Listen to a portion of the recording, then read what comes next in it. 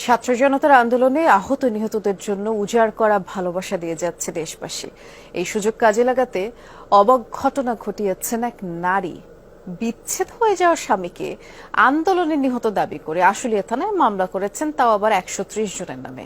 যমুনার অনুসন্ধানে খোঁজ মিলেছে সেই আলামিনের। বলছেন তাকে মৃত দেখিয়ে মামলা করার ভর করেছে এবং আতঙ্ক এতে করে ভর করেছে তার উপরে, আর বিপদে পড়তে পারেন মিথ্যা মামলার কারণে। সহকর্মী মাহফুজুর রহমান নিপুকে নিয়ে বিস্তারিত জানাচ্ছেন সিলেট ব্যুরোর প্রধান মাহবুবুর রহমান রিপন।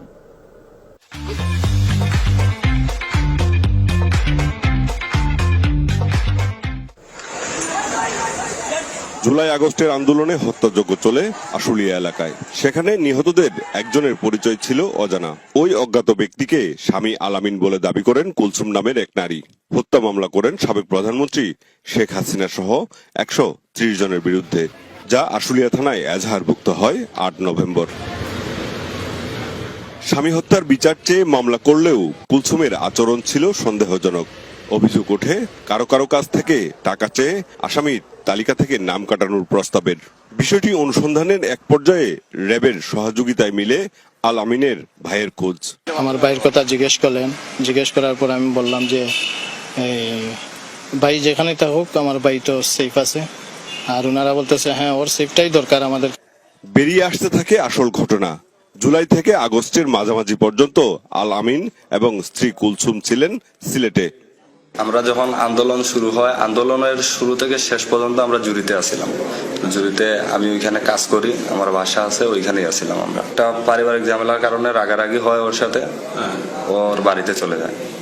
এরপর থেকে আমার সাথে আর কোনো যোগাযোগ নেই। 2-3 দিন আগে এই এক ভাই আমার ফোন দিয়েছিল, তো ফোন দিয়ে এই মামলার বিষয়ে বললো। এর আগে আমি কিছুই জানতাম না। মৃত দেখিয়ে মামলা সহ নানা কারণে ভীত হয়ে নিজেই দক্ষিণ সুরমা থানায় হাজির হন আল আমিন। বাদীর ছবি দেখে চিহ্নিত করেন স্ত্রী কুলসুমকে। খোলাসা করেন তাকে আন্দোলনে নিহত দেখানোর পেছনের কারণ। ও আমারে মৃত সাজাইয়া যে আমি 5 তারিখের আন্দোলনে মারা গেছি, ও আমারে মৃত সাজাইয়া যে লোকজনের কাছ থেকে টাকা পয়সা নিতেছে। এখন মনে করেন যে যাদের উপরে মামলা হয়েছে ওদের উপরে ওয়ারেন্ট হইলো, ওদের পুলিশ নিয়ে গেল। তারপর যখন আমি জীবিত দেখবে তখন তো আমার উপর একটা প্রেশার আসবে। এই জন্য আমি এখানে আসা। আমি এটার সুষ্ঠু সমাধান চাইতেছি, আর ও যে মনে করেন যে মিথ্যা মামলাটা করছে এটার সুষ্ঠু বিচার চাইতেছি।